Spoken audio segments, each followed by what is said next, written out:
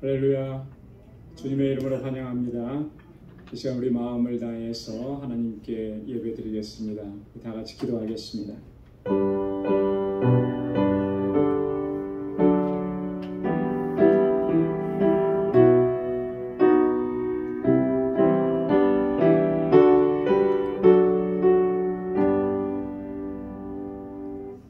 내가 고통 중에 여호와께 부르짖었더니 여호와께서 응답하시고 나를 광활한 곳에 세우셨도다.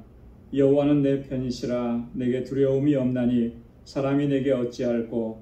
여호와께서 내 편이 되사 나를 돕는 자 중에 계시니 그러므로 나를 미워하는 자에게 보응하시는 것을 내가 보리로다. 여호와께 피함이 사람을 신뢰함보다 나으며 여호와께 피함이 방백들을 신뢰함보다 낫도다. 아멘. 자비하시고 은혜가 풍성하신 하나님, 성의로 3일 동안도 저희들을 지켜주시고 오늘 이렇게 다시금 주님의 보좌 앞으로 불러주셔서 하나님을 경배하고 찬양하며 예배케 하시니 감사합니다. 우리의 마음을 다하고 힘을 다하고 정성을 다하여 오직 여호와 하나님 주의 이름을 높이고 주님을 찬양하고 아버지를 예배하는 이 시간 되도록 주님 저희를 인도하여 주옵소서. 우리의 추하고 악하고 더러운 것들을 주님의 십자가 앞에 내려놓사오니 주의 보혈로 깨끗하게 씻어주시고 거룩하게 하옵시고 오늘도 저희들의 드리는 이 예배를 기뻐 흠양하여 주옵소서. 우리 가운데 임재하시는 하나님 주님의 영광을 보기 원합니다. 주님의 평강으로 덧입혀 주옵소서. 예수님의 이름으로 기원하옵나이다. 아멘. 전능하사 천지를 만드신 하나님 아버지를 내가 믿사오며 그 외아들 우리 주 예수 그리스도를 믿사오니 이는 성령으로 잉태하사 동정녀 마리아에게 나시고 본디오 빌라도에게 고난을 받으사 십자가에 못 박혀 죽으시고 장사한 지 사흘 만에 죽은 자 가운데서 다시 살아나시며 하늘에 오르사 전능하신 하나님 우편에 앉아 계시다가 저리로서 산 자와 죽은 자를 심판하러 오시리라. 성령을 믿사오며 거룩한 공예와 성도가 서로 교통하는 것과 죄를 사하여 주시는 것과 몸이 다시 사는 것과 영원히 사는 것을 믿사옵나이다. 아멘. 찬양으로 하나님께 영광 돌리겠습니다. 주께와 엎드려 주께와 엎드려 경배드립니다. 주 계신 곳엔 기쁨 가득 무엇과도 누구와도 바꿀 수 없네. 예배드림이 기쁨됩니다.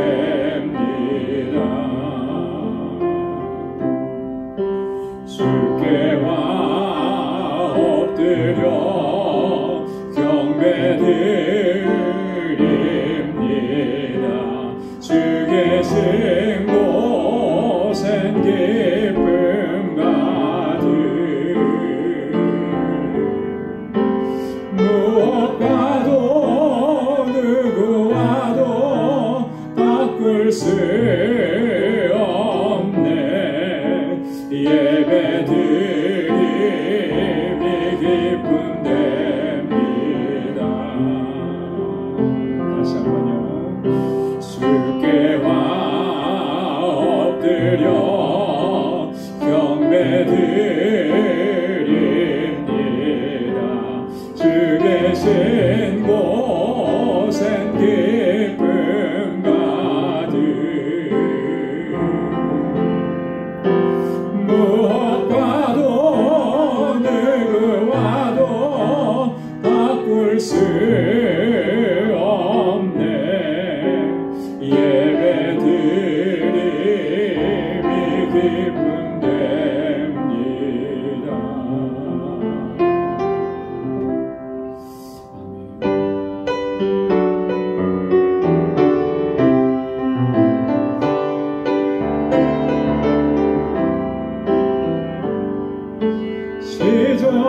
거룩하신 주님 이름 앞에 모든 무릎 꿇고 다 경배해. 거룩하신 주님 보좌 앞에 엎드려 절하세.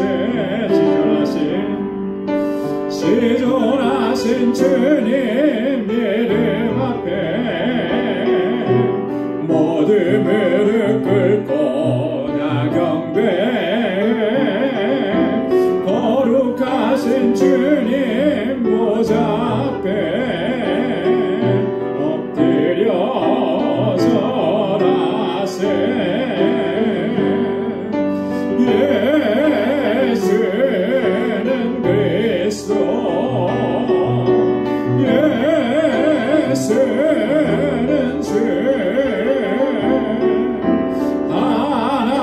하나님의 영으로 경배드리리.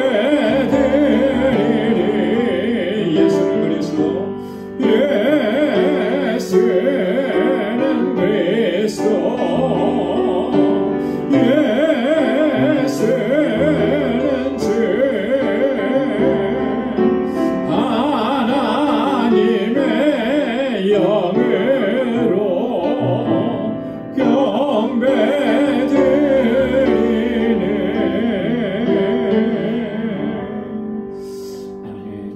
영으로 예배하는 우리 모두가 되길 소망합니다. 빈들의 마른 불같이, 빈들의 마른 불같이 시들은 나의 영혼, 주님의 허락한 성령 간절히 기다리네. 가물음의 마른 땅에 단비를 내리시듯 성령의 단비를 부어 새 생명 주옵소서. 반가운 미소리 들려 산천이 춤을 추네. 봄비로 내리는 성령 내게도 주옵소서. 가물음의 마른 땅에 단비를 내리시듯 성령의 단비를 부어 새 생명 주옵소서. 절 따라 우로를 내려 조목이 무성하니 갈급한 내 심령 위에 성령을 부소서. 가물음의 마른 땅에 단비를 내리시듯 성령의 단비를 부어 새 생명 주옵소서. 참되신 사랑의 언약 어길 수 있사오랴. 오늘의 흡족한 은혜 주실 줄 믿습니다. 가물음의 마른 땅에 단비를 내리시듯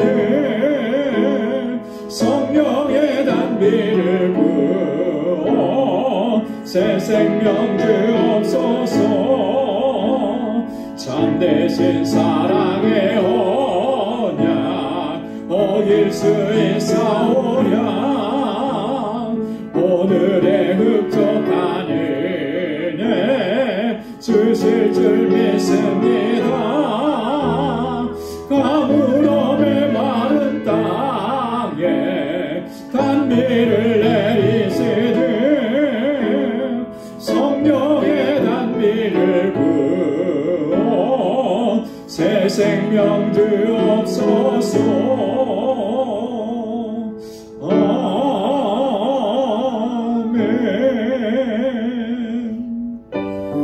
성자의 귀한 몸 날 위하여.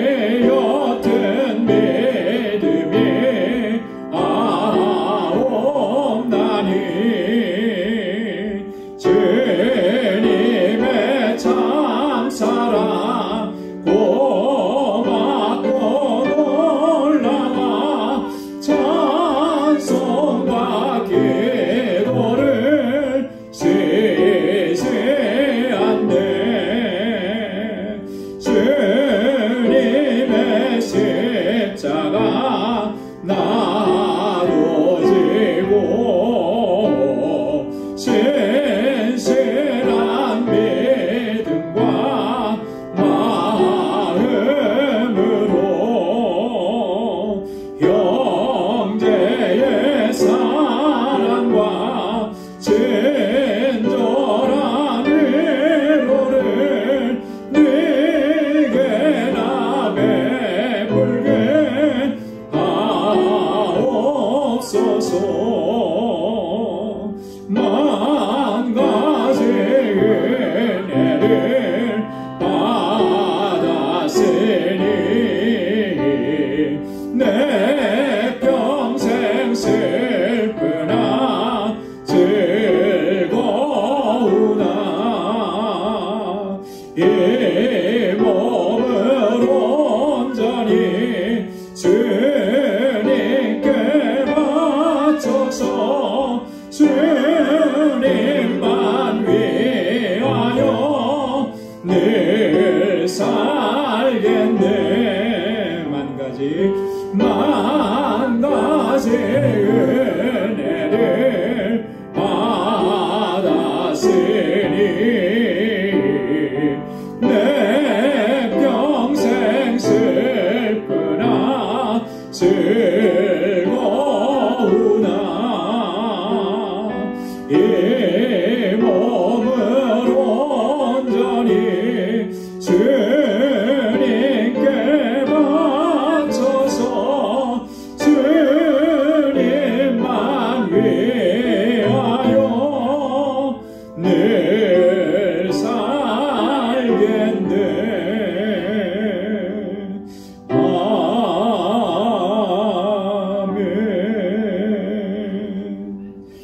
아멘. 우리 이 시간 다 같이 통성으로 함께 기도하겠습니다. 주님께서 우리에게 베풀어 주신 은혜 늘 기억하면서 주님 앞에 우리의 모든 것을 다 드리고 헌신하고 주님만을 위해서 살겠습니다. 이렇게 고백하며 하나님 앞에 기도하겠습니다.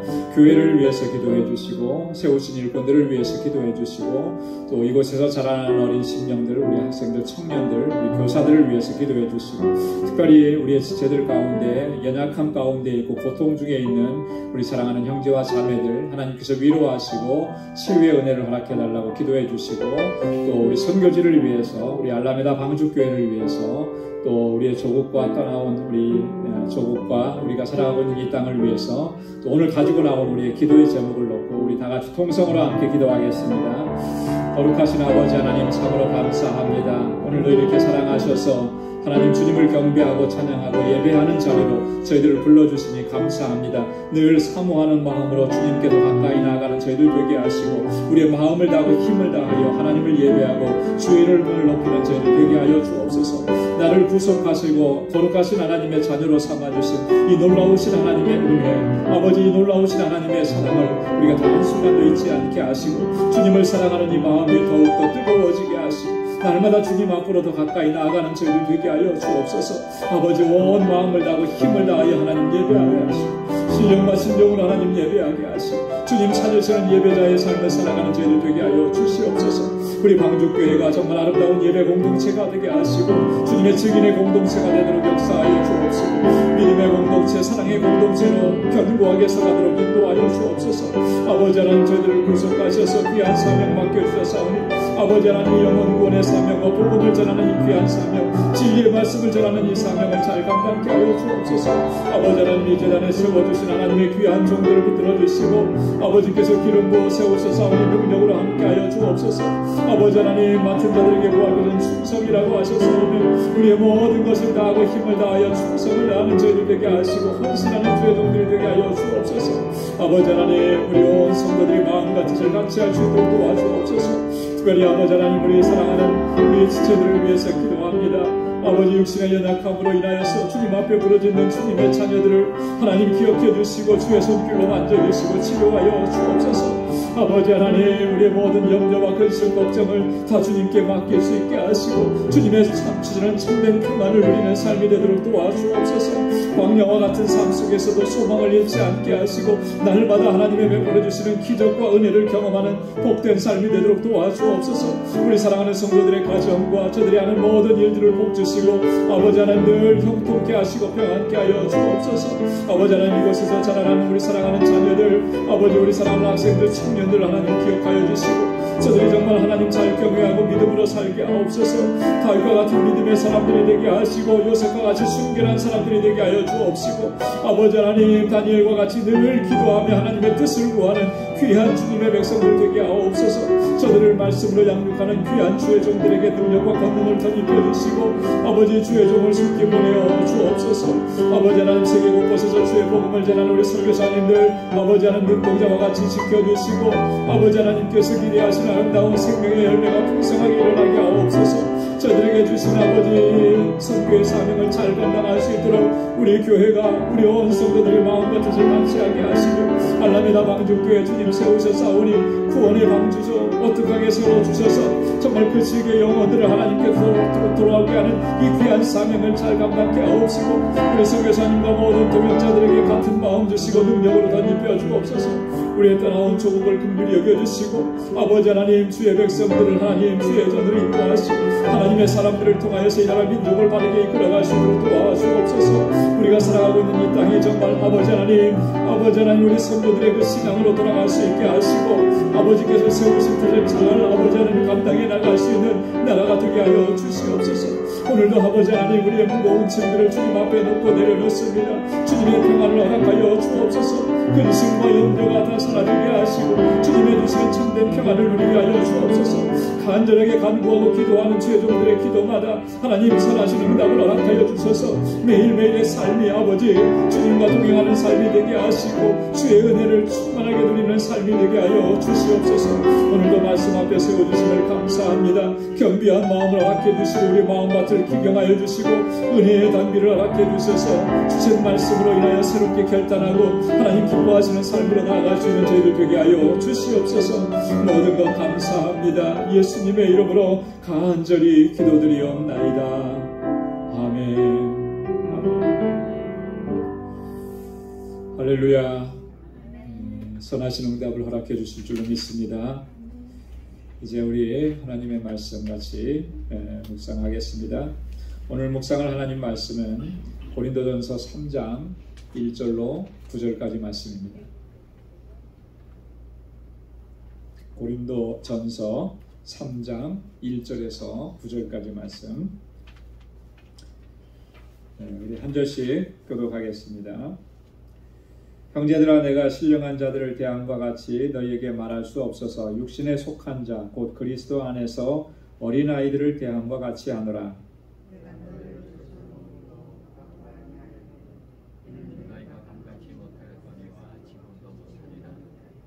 너희가 아직도 육신에 속한 자로다. 너희 가운데 시기와 분쟁이 있으니 어찌 육신에 속하여 사람을 따라 행함이 아니리요.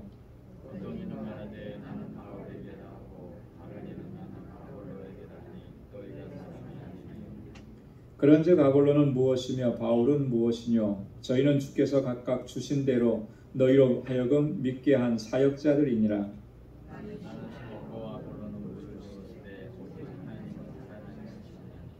그런즉 심는 이나 물주는 이는 아무것도 아니로되 오직 자라나게 하시는 하나님뿐이니라.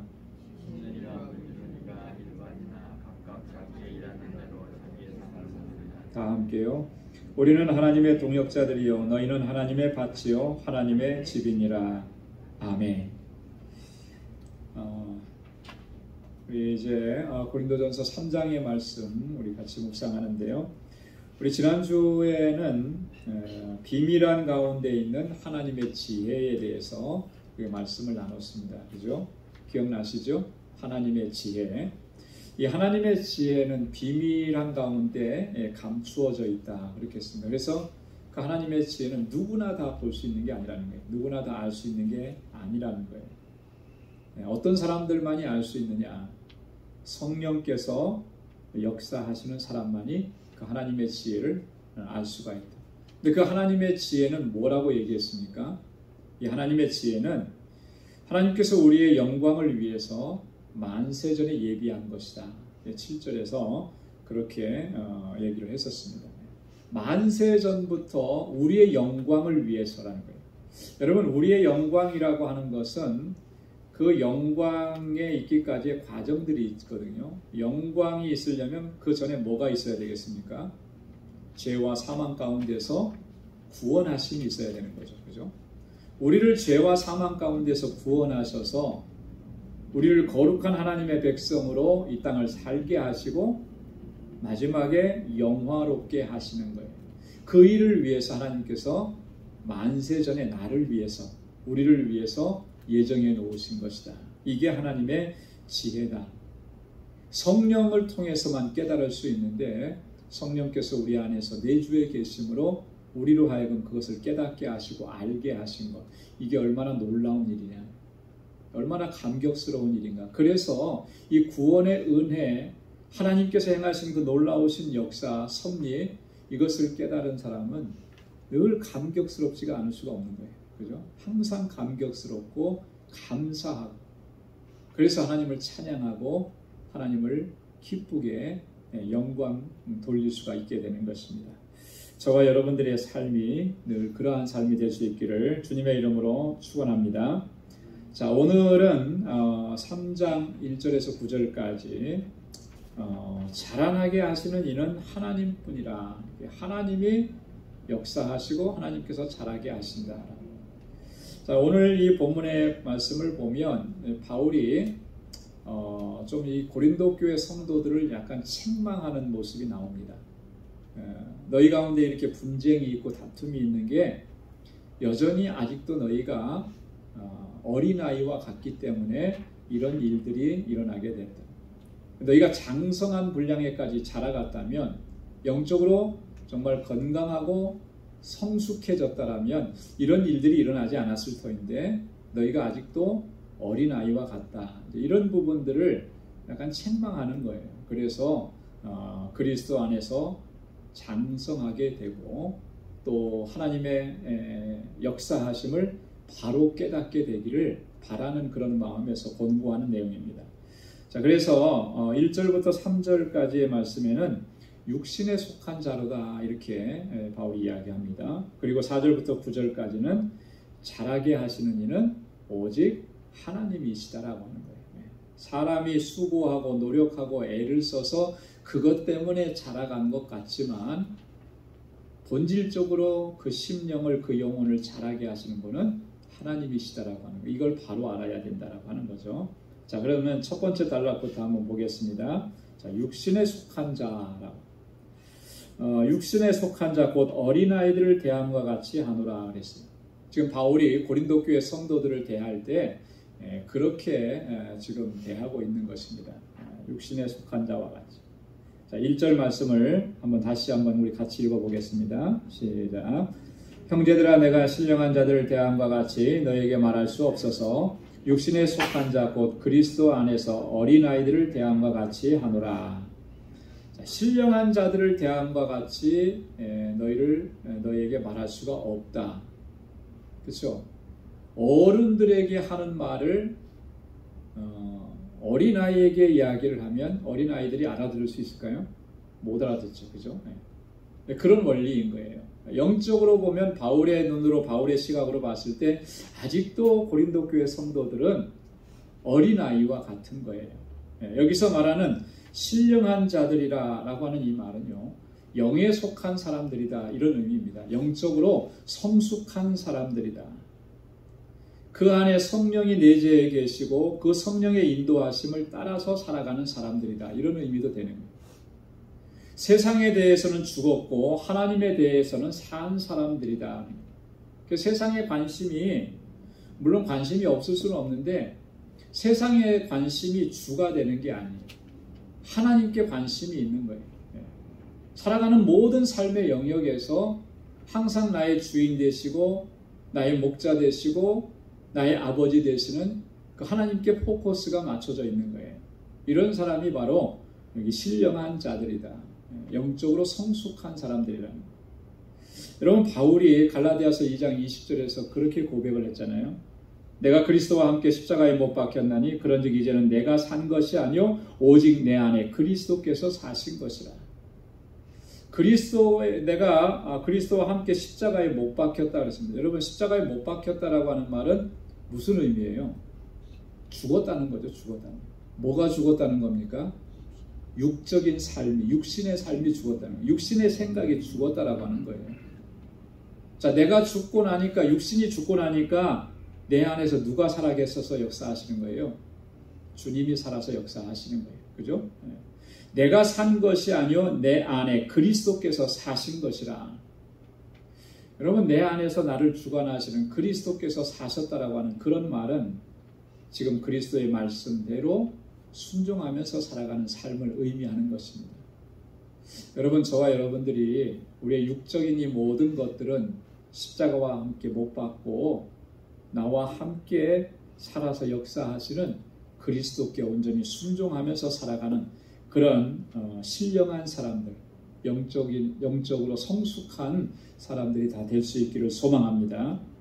자, 여기 보니까 육신에 속한 자 곧 그리스도 안에서 어린아이들을 대함과 같이 한다. 너희는 아직 신령한 자들이 아니어서 영적으로 성숙한 사람들에게 말하는 것처럼 그렇게 말할 수가 없다는 거예요. 왜냐하면 너희는 육신에 속한 자이기 때문에. 자, 그런데 여기서 육신에 속한 자라고 하는 이 말의 의미를 우리가 오해하면 안 됩니다. 여기서 바울이 말하는 육신에 속한 자라고 하는 것은 구원받지 못한 자, 자연인 이것을 의미하는 것은 아니에요. 그죠? 왜 그럴까요? 육신에 속한 자라고 했기 때문에 구원받지 못한 사람이구나. 여전히 성령을 모르고 자연인이구나. 죄악 가운데서 살아가는 사람이구나. 우리가 그렇게 생각하기 쉬운데 그런 말씀은 아니라는 거예요. 왜 그러냐면 그 바로 이어서 뭐라고 얘기합니까? 육신에 속한 자, 곧 그리스도 안에서 어린 아이들 이렇게 얘기해요. 그리스도 안에 있기는 하는데 여전히 어린아이와 같은, 영적으로 어린아이와 같은 사람들이다. 그런 의미가 바로 바울이 여기서 사용하는 육신에 속한 자라고 하는 것의 의미가 되는 것입니다.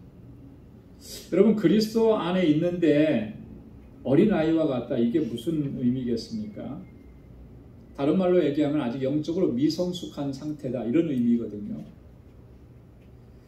여러분 그리스도를 영접했고 그래서 거듭났고 구원받은 것은 분명한데 아직도 여전히 육적인 것을 버리지 못하고 육적인 행동을 하는 거예요.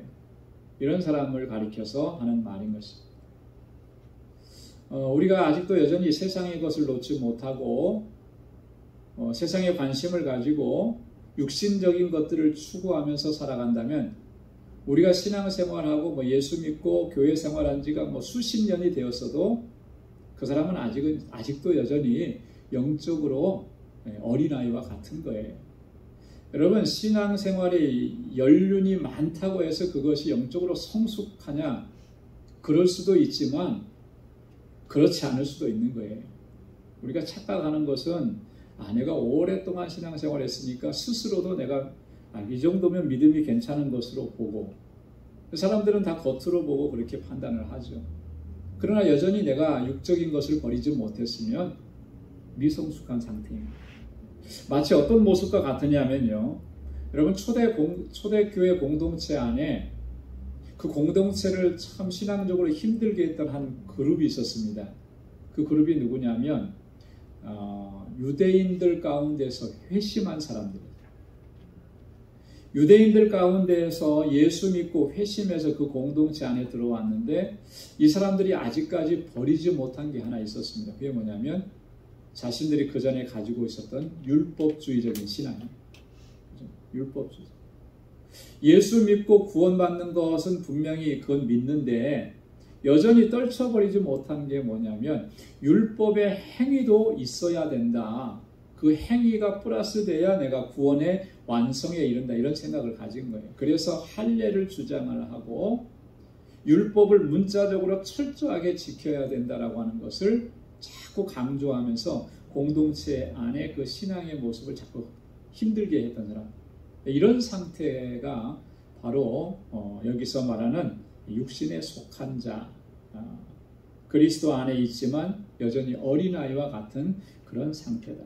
지금 고린도 교회 성도들이 바로 그런 모습이었다라고 하는 거예요. 그래서 2절 말씀을 보니까 내가 너희를 저주로 먹이고 밥으로 아니하였느니 이는 너희가 감당치 못하였음이거니와 지금도 못하리라 그랬습니다. 너희가 아직 이렇게 영적으로 미성숙하고 어린 상태니까 저주로 먹일 수밖에 없었다. 밥을 먹일 수가 없었다. 여러분, 저주를 먹인다, 젖은 그런 의미잖아요. 갓난아기들이 먹는 음식이죠. 그죠? 아직도 이빨이 제대로 나오지 않아서 딱딱한 거를 씹을 수 없는. 저희 그 아이가 보니까 그러더라고요. 아랫이빨이 2개가 났는데 그 이빨이 2개가 났다고 해서 뭘 씹어 먹을 수 있는 게 아니에요. 그죠? 그래서 여전히 지금도 먹는 거 보면 젖을 먹고 이렇게 그 이유식 한다고 다 갈아놓은 거, 그죠? 그런 거 먹는 거예요. 그런 아이한테 만약에 딱딱한 음식을 주면 어떻게 되겠습니까? 큰일 나는 거죠. 큰일 나는. 바울이 지금 고린도 교회 성도들에게 복음의 진리를 전하고 하나님의 말씀을 전하면서도 이 딱딱한 음식 그렇게 줄 수가 없었던 거예요. 여기 보면 밥으로 아니했다 그랬잖아요. 이 밥이라고 하는 것은 원래 의미는 고기라고 하는 뜻입니다. 고기. 그래서 성인이 되어야만 먹을 수 있는 그런 단단한 음식. 자, 그럼 이게 음식이라고 얘기했는데 도대체 뭘 의미하는가? 저주로 먹였다라고 하는 것은 그런 거예요. 구원, 예수 그리스도를 믿음으로 말미암아 구원받게 되는 바로 이러한 초보적인 교리들, 이런 것들로 너희를 먹였다라고 하는 그런 의미입니다. 예수 믿어서 구원받고 예수님이 나의 구원자이시고, 그러니까 우리가 예수님 의지해야 되고 나의 구세주로 믿고 영접하고 순종하고 따라가야 됩니다. 이런 정도로 신앙적으로 양육을 했다라고 하는 그런 의미가 되는 거예요. 자, 그런데 우리 히브리서 말씀을 보면 이제는 그런 상태에서 너희가 벗어나야 된다라고, 언제까지 그 상태에 머물러 있어서는 안 된다라고 하는 것을 강조합니다. 히브리서 6장 1절로 2절 말씀에 보면 히브리서 기자가 이렇게 얘기합니다.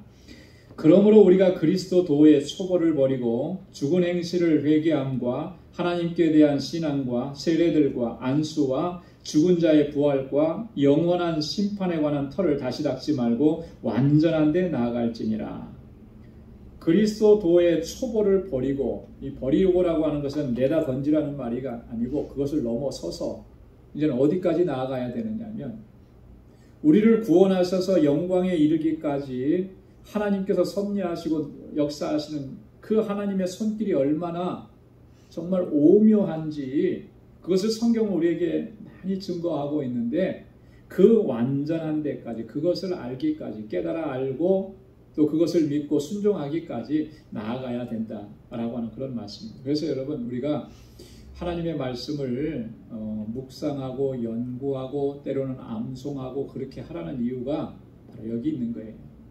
하나님의 말씀을 우리가 잘 섭취해야 우리 영적으로 성장해 갈 수가 있는 거죠. 그렇게 해서 장성한 분량에까지 자라가야 더 강건해지고 또 주님의 주신 사명을 잘 감당할 수가 있게 되는 것입니다. 히브리서 5장 12절로 13절 말씀에도 보면 대저 젖을 먹는 자마다 어린아이니 의의 말씀을 경험하지 못한 자여 단단한 식물은 장성한 자의 것이니 저희는 지각을 사용함으로 연단을 받아 선악을 분별하는 자들이니라. 젖을 먹는 자마다 어린아이라 그랬잖아요. 그죠? 의의 말씀을 경험하지 못했다. 하나님께서 주신 그 우리를 구원하시고 역사하시는 그 말씀들을 깊이 경험하지 못한 거예요. 장성한 자는 어떠냐? 단단한 식물을 먹는다는 거죠. 그래서 결과적으로 보면 선악을 분별하는, 하나님이 뭘 기뻐하시고 하나님께서 뭘 싫어하시는지, 하나님께서 선하게 여기시는 것이 무엇인지를 분별하고 그 뜻대로 순종하는 사람. 여러분, 저와 여러분들이 그와 같은 사람들이 될 수 있기를 소망합니다. 자, 근데 오늘 3절에 보니까 이 육에 속한 자의 특징이 있어요. 자, 3절 말씀 한번 다 같이 읽어보겠습니다. 너희가 아직도 육신에 속한 자로다. 너희 가운데 시기와 분쟁이 있으니 어찌 육신에 속하여 사람을 따라 행함이 아니리요. 바울이 지금 고린도 교회 성도들이 육신에 속한 자라고 이렇게 단정적으로 얘기하는 것은 분명한 근거를 가지고 얘기하는 것입니다. 그게 뭐냐면 너희 가운데 시기와 분쟁이 있다. 시기와 분쟁을 가지고 있으면 오늘 바울의 말씀을 근거로 하면 그 사람은 틀림없이 어린아이와 같은 육신에 속한 자라고 하는 것입니다. 여러분, 시기라고 하는 것은 어떤 걸 시기라 그러는 거죠? 젤러스. 헬라어에서도 젤로스라고 해요. 여기서 온 거예요. 젤로스라는 말이. 좋은 의미로 젤로스 하면은 선의의 경쟁, 열의, 열정 이런 걸 의미해요. 근데 이 젤러스를 좋은 의미로 거의 사용 안 하잖아요. 그죠? 나쁜 의미로 얘기하면 질투하는 거, 투기하는 거예요. 누가 나보다 더 잘하는 거를 못 봐주는 거예요. 그래서 어떻게든지 험담하고 깎아내리려고 하는 것. 이런 게 시기심이라고 하는 거예요. 이게 여전히 그 마음을 사로잡고 있으면 아직도 영적으로 어린아이와 같고, 그죠? 그래서 이렇게 보면 어린아이들이 그거 강하잖아요. 자기 거 아이들 놀 때 보면 자기 거 안 뺏기려고 그러죠. 누가 좋은 거 갖고 있으면 그거 가지고 오려고 그러고. 이런 게 이제 어린아이의 특징이에요. 영적으로도 마찬가지예요. 분쟁이라고 하는 말이에요. 분쟁. 분쟁이라고 하는 말은 다툼이라고 하는 뜻이에요.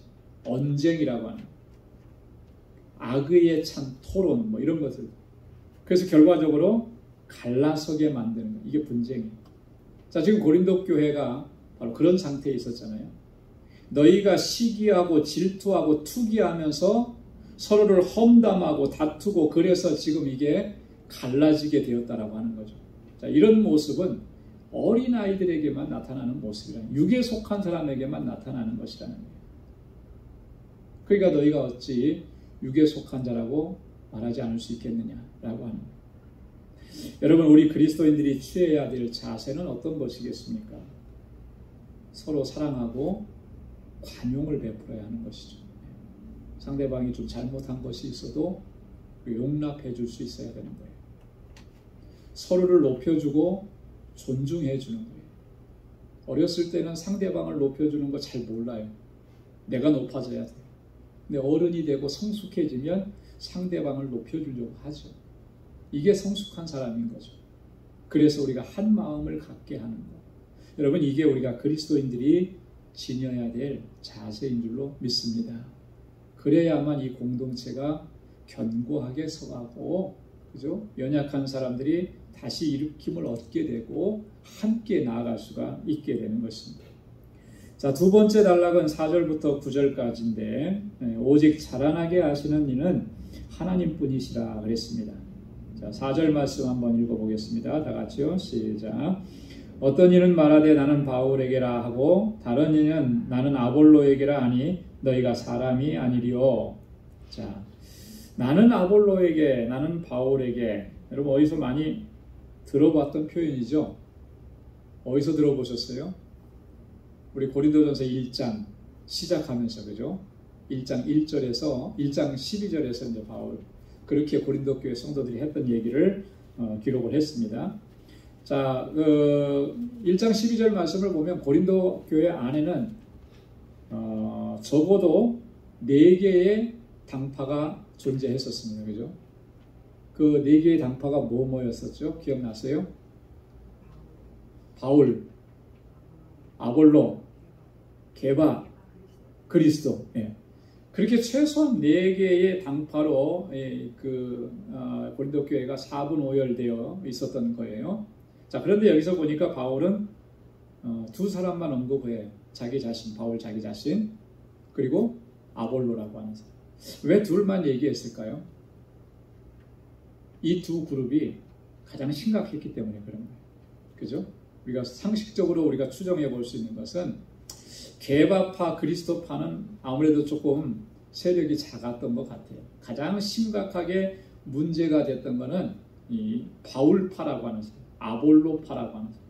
자, 그런데 이 바울과 아볼로는 고린도 교회에 어떻게 보면 이 고린도 교회 자체라고 이야기할 수가 있을 거예요.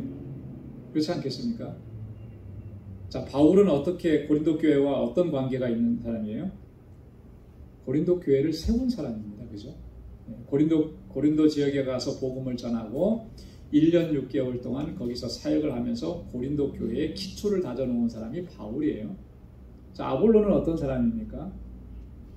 아볼로는 그 이후에 고린도 교회 성도들을 목양했던 사람, 양육했던 사람입니다. 그래서 바울은 고린도 교회 개척자라고 하면 아볼로는 고린도 교회의 부흥과 성장을 이룬 사람이다.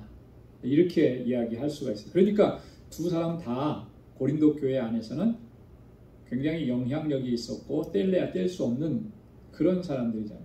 자, 그러니까 이 두 사람을 중심으로 해서 바울이 더 낫다, 아볼로가 더 낫다, 이렇게 사람들이 모여들고 파당이 형성이 되게 된 것입니다. 자, 근데 그렇게 말하는 것을 보고 5절에 뭐라고 얘기합니까? 바울이 그런즉 아볼로는 무엇이며 바울은 무엇이며 저희는 주께서 각각 주신 대로 너희로 하여금 믿게 한 사역자들이니라. 이 말씀이 사실 전곡을 찌르는 말씀이에요. 오늘날에도 보면 이런 현상들이 교회 안에서 종종 발견이 됩니다. 그렇잖아요. 한국 교회 같은 경우는 요즘에 보니까 이제 한국 교회도 기독교 역사가 오래돼가지고 우리 개신교 역사가 오래돼가지고 이 몇 대 목회자가 몇 대 이렇게 지나간 그런 교회들이 많아요. 웬만한 교회들은 50주년, 60주년, 더 오래된 교회들은 100주년, 120주년 이렇게 됩니다. 저희하고 이제 자매 노회가 돼 있는 서울 남노회 안에 노량진 교회라고 있어요. 혹시 아세요? 노량진에 있습니다. 노량진에 있는 노량진 교회인데 아주 역사가 깊은 교회인데 이 교회는 원로 목사님이 두 분이에요. 놀라시지 않죠? 자, 원로 목사님이 두 분이라고 하는 건 뭘 의미하겠습니까? 원로 목사님의 조건이 그 교회에서 20년 목회해야 되는 거거든요. 근데 그분이 두 분이에요.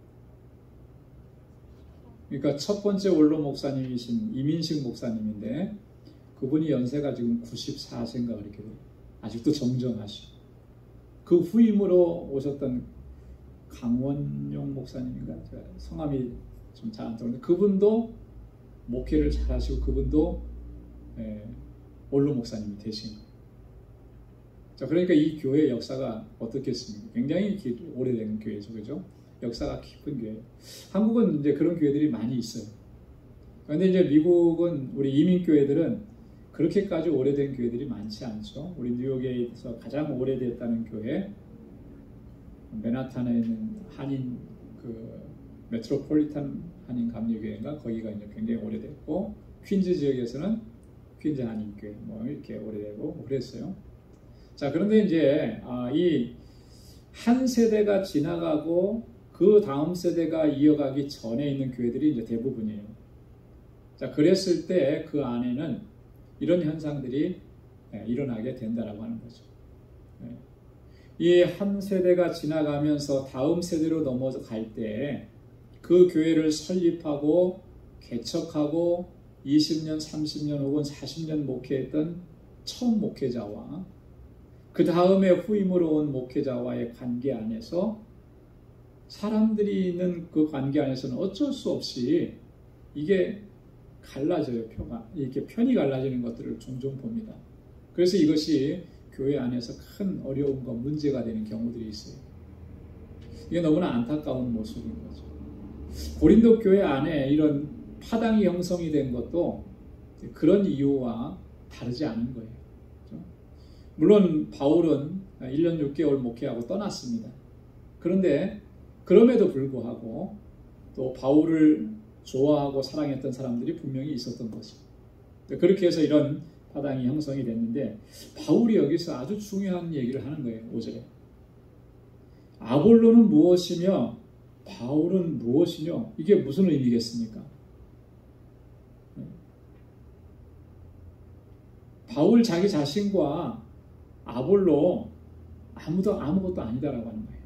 그게 중요한 게 아니다라고 하는 그런 말을 강조하면서 반어법으로 사용하는 겁니다. 너희가 바울이 중요하다, 아볼로가 뭐 더 낫다, 뭐 이렇게 얘기하는데 둘 다 아무것도 아니다. 이 둘 다 나와 아볼로는 어떤 존재냐면 주께서 각각 주신 대로 너희로 하여금 믿게 한 사역자들이다. 하나님께서 주님께서 우리에게 그런 사명을 주셔서 너희로 하여금 주님을 믿게 한 사역자들이라.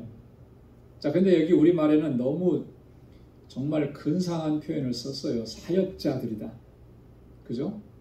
굉장히 고급스러운 말을 썼는데 이 사역자라고 하는 말은요. 헬라어로는 디아코노스라고 합니다. 디아코노스.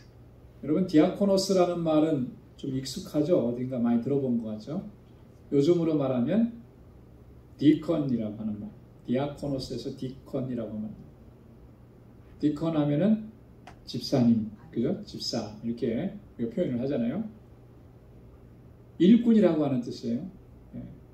근데 성경에서는 이 디아코노스를 어떤 단어로 많이 사용을 하느냐면 종이라고 하는 말로도 많이 써요. 번역을 많이 해요. 집사라는 말로도 번역을 하고 대리자라고 하는 말로도 번역을 하고 사자라고 하는 말로도 번역을 합니다. 근데 가장 많이 쓰는 말이 종이에요. 종. 영어 성경에는 번역을 servant라고 했어요. 자, 우리는 다 종에 불과하다라는 거예요. 그죠? 우리는 종이다. 하나님께서 사명을 주셔서 너희로 하여금 믿게 한 하나님의 종일 뿐이다라고 하는 거예요. 바울이 그것을 강조하는 거예요. 그렇기 때문에 너희가 사람을 추앙하고 높이고 사람을 중심으로 모이는 거 이게 정말 얼마나 잘못된 것이냐. 바울이 그것을 지적을 하는 것입니다. 그러면서 6절과 7절에 자라나게 하신 분은 누구냐면 하나님이 하십니다. 여러분 6절 7절을 한번 다 같이 읽어보겠습니다. 시작. 나는 심었고 아볼로는 물을 주었을 때 오직 하나님은 자라나게 하셨나니 그런즉 심는 이나 물 주는 이는 아무것도 아니로되 오직 자라나게 하시는 하나님뿐이니라. 아멘. 여러분 우리가 이 말씀은 꼭 명심하고 있어야 됩니다. 특별히 교회 안에서 우리가 리더로 사역을 할 때 여러분 하나님께서 나를 세우셨지만 그 일을 이루어 가시는 분은 누구시냐면 하나님이시라고 하는 거예요. 네. 여기서 보면 나는 심었고 그랬잖아요. 그죠? 바울이 뭘 심었다는 거죠? 나는 심었다는 게 무슨 의미예요? 너에게 복음을 전했다는 거죠. 그죠? 그리고 교회를 세웠다는 거예요. 자, 아볼로는 물을 주었다. 뭘 해요? 너희를 가르치고 양육하고 목양했다라고 하는 그런 말이에요. 자, 그런데 그렇게 수고하고 애를 썼지만 정말로 자라나게 하시는 분은 누구라는 거예요? 하나님이시다.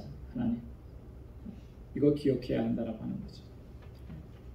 여러분 아볼로에 대해서는 전에도 한번 말씀드렸기 때문에 다시 말씀을 안 드립니다만 여러분이 참고로 사도행전 18장 24절부터 9장 1절까지 여러분 적어 놓으셨다가 한번 찾아보세요. 아볼로가 어떤 사람인가, 어디 출신이고 그가 어떻게 복음에 대해서 더 깊이 알게 되었는가, 그리고 그가 어디에 가서 사역을 했는가.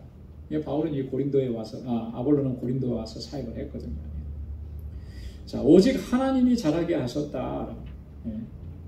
심고 물을 주는 행위가 있었을지라도 하나님께서 허락하시지 않으면 어떠한 열매도 맺혀지지 않는다라고 하는 거예요.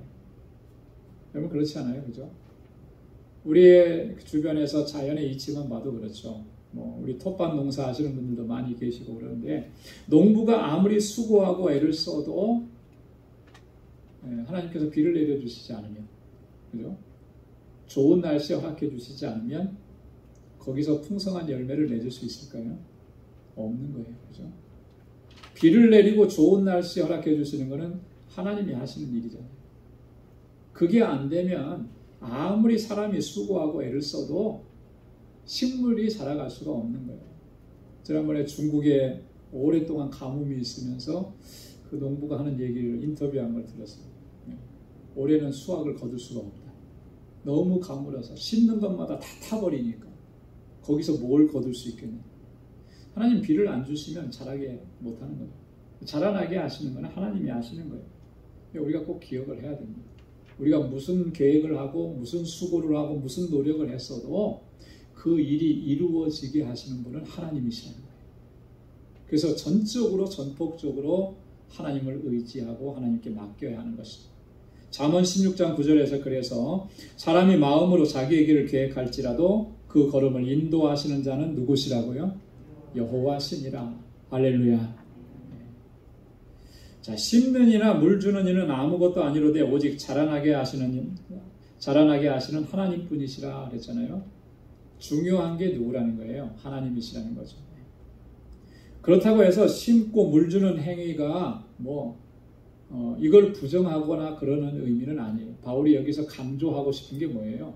하나님이 하시는 일이다. 그죠? 하나님께서 하시는 일이다. 그렇기 때문에 너희가 하는 그 수고와 너희가 하는 그 노력과 그 행위들, 그것을 주장하거나 그것을 자랑해서는 안 된다라고 하는 것을 바울이 강조하는 것입니다. 오직 하나님께서 하시는 일만 기억되어져야 하는 거예요. 하나님께서 하신 일만 기억이 돼요. 어떤 일을 우리가 해놨어도 그것이 하나님께서 하신 일입니다. 그렇게 고백되어져야 하는 것입니다. 왜냐하면 실제로 그렇기 때문에 그런 거예요. 실제로. 하나님은 처음이시고 마지막이십니다. 모든 것이 하나님으로 말미암고 모든 것이 하나님께로 돌아가는 것입니다. 그래서 로마서 11장 36절에서 바울이 그렇게 선언했습니다. 이는 만물이 주에게서 나오고 주로 말미암고 주에게로 돌아감이라. 영광이 그에게 세세에 있으리로다. 아멘. 모든 것들이 다 주님에게서 나오고 주님으로 말미암고 다 주님께로 돌아가는 거예요. 그래서 모든 영광은 누구에게요? 주님께만 돌려야 하는 것입니다. 자, 그러면 우리는 뭐냐? 8절과 9절에서 바울이 이렇게 얘기합니다. 다 같이 한번 읽겠습니다. 8절 9절.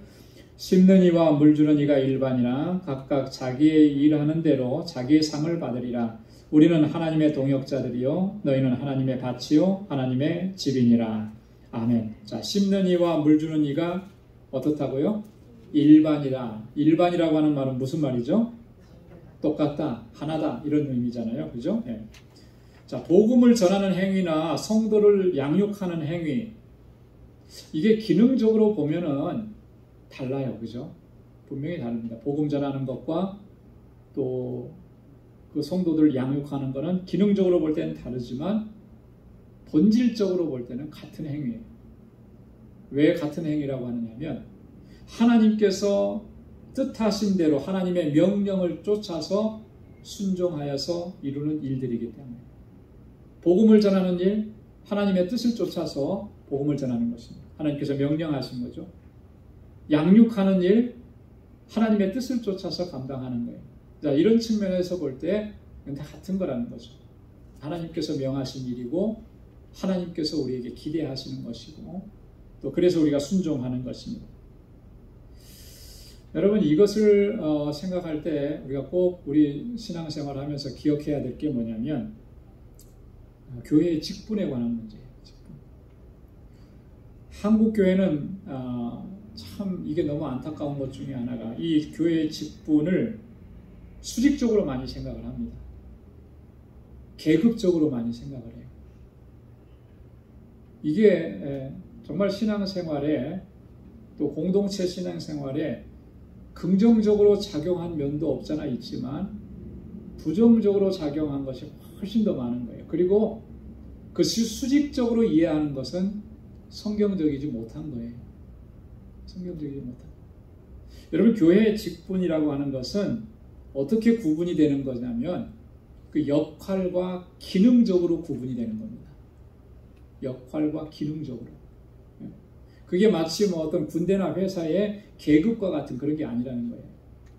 여러분 우리가 꼭 기억해야 됩니다. 그렇기 때문에 내가 뭐 장로의 직분을 받았고 권사의 직분을 받았으니까 뭐 명령하고 군림하고 주장하고, 여러분 우리가 이런 생각을 그렇게 해도 된다고 생각을 하면 여러분 그건 하나님 앞에서 상급은 없어요. 하나님께서 그렇게 하라고 그 자리에 세워준 게 아니기 때문에.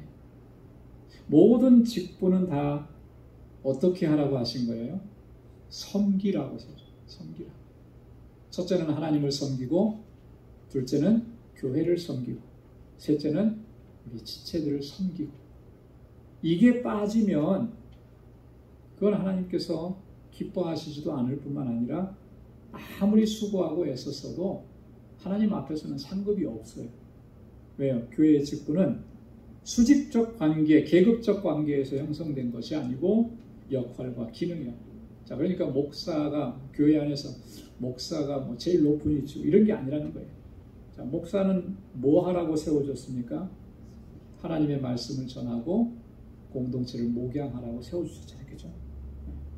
그래서 사도들이 뭐라 그랬어요? 우리는 말씀 전하는 것과 기도에 전무하리라.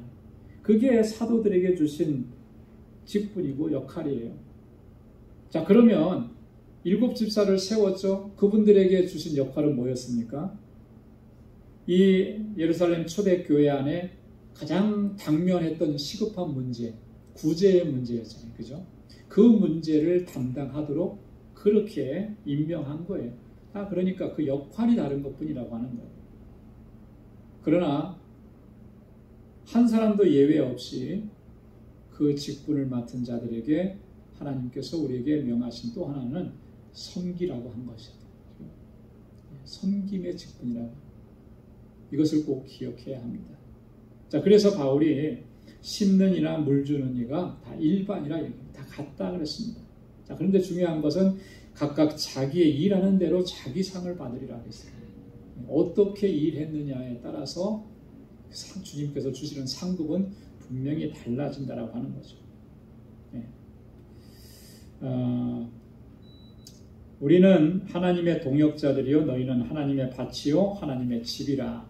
여기서 말하는 바울이 우리는 이라고 한 것은 바울과 아볼로, 그죠?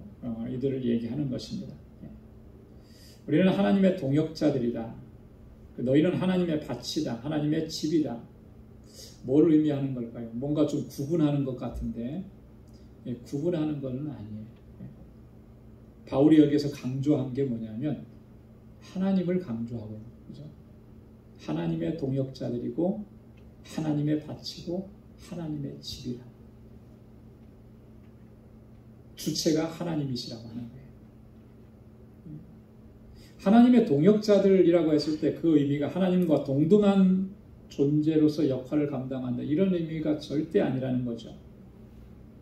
하나님의 부르심을 받아서 복음의 종로를 하는 자들이다 라고 하는 그런 의미로 바울이 하나님의 동역자라고 이렇게 표현을 하는 것입니다.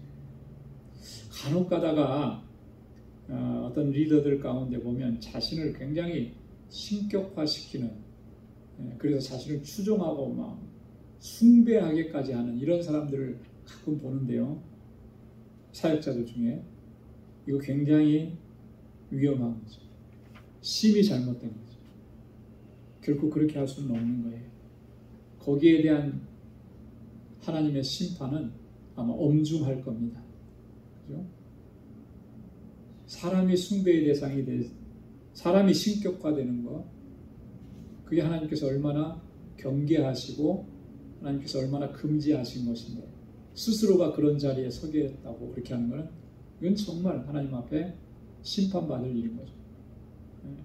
우리는 다 하나님 앞에서 다 섬기라고 세움을 입은 종들이라고 하는 것을 기억해야 하는 것입니다. 너희는 하나님의 밭이고 하나님의 집이라 그랬습니다.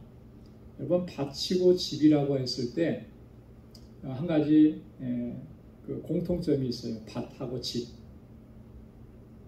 밭하고 집이라고 했을 때 공통점이 뭐가 있냐면, 밭하고 집은 뭐 하나는 건물이고 하나는 땅인데 무슨 공통점이 있을까? 네? 잘 안 들렸어요. 생존. 살기 위해서 집도 있어야 되고 밭이 있어야 되고. 네, 물론 이제 그런 공통점도 있는데 여기서 바울이 의도하는 것은 뭐냐면 여러분 집 또 밭 이것은 소유하는 사람이 있다는 거예요. 그죠? 소유자가 있다라고 하는 거죠. 밭도 소유자가 있어요. 주인이 있어요. 집도 소유하는 사람이 있어요. 주인이 있어요. 자, 근데 너희는 밭이고 너희는 집이라고 그랬죠. 고린도 교회 성도들 향해서. 근데 그 앞에 누구의 집이고 누구의 밭이라고 그랬어요? 하나님의 집이고 하나님의 밭이다. 그러니까 바울이 강조하는 건 뭐예요? 너희는 하나님의 소유다라고 하는 거죠. 우리도 하나님께서 우리를 불러서 하나님께서 주신 사명 감당하도록 불러주셨고 너희도 하나님의 소유로 이곳에 존재하게 하셨다라고. 자, 그러니까 누구에게 소유가 되는 게 아니에요. 누구에게 소속되는 게 아니라는 거예요. 우리의 소속은 누구라는 거예요? 하나님이시라고 하는 거예요. 이거 기억해야 된다라는 거예요. 여러분, 그래서 우리가 공동체 안에서 이 부분을 분명히 하면 교회가 어려움이 없어요. 그죠? 네. 우린 다 똑같이 하나님의 소유고, 그죠? 우리 안에서 역사하셔서 일을 이루게 하시는 분은 하나님이시고, 우리가 행한 대로 우리가 어떻게 했느냐에 따라서 하나님은 거기에 맞게 상을 주실 것이고, 그래서 우리가 하나님의 부르심 앞에 겸손하게 섬기는 자로 순종하며 살아간다면 여러분 그것처럼 아름다운 공동체가 어디 있겠어요? 고린도 교회는 아직 거기까지 나아가지 못했기 때문에 바울이 뭐라 그랬어요? 어린아이와 같다 그랬잖아요. 그죠? 그래서 너희 가운데 이렇게 파당이 있고 분쟁이 있고 너희 가운데 시기가 있고 분쟁이 있어서 이런 어려움을 겪게 되었다. 이걸 지적하는 거죠. 여러분, 이 고린도 교회를 향한 교훈은 오늘 우리에게 정말 큰 교훈이 되는 겁니다. 그래서 이 말씀을 기억하면서 우리에게 주어진 자리에서 정말 최선을 다해서 또 그렇게 섬기고 사명 감당하는 우리 모두가 될 수 있기를 주님의 이름으로 축원합니다. 기도하겠습니다. 하나님 아버지, 참 고맙고 감사합니다. 오늘 이 저녁에도 저희들 이렇게 사랑하셔서 주님 찬양하게 하시고 함께 마음을 같이 해서 기도하게 하시고 또 오늘 귀한 말씀을 또 저희들에게 들려주셔서 하나님 우리의 모습을 돌아볼 수 있게 하시니 감사합니다. 어린아이의 상태에 머물지 않게 하시고 그리스도의 장성한 분량에까지 자라갈 수 있도록 인도하여 주옵소서.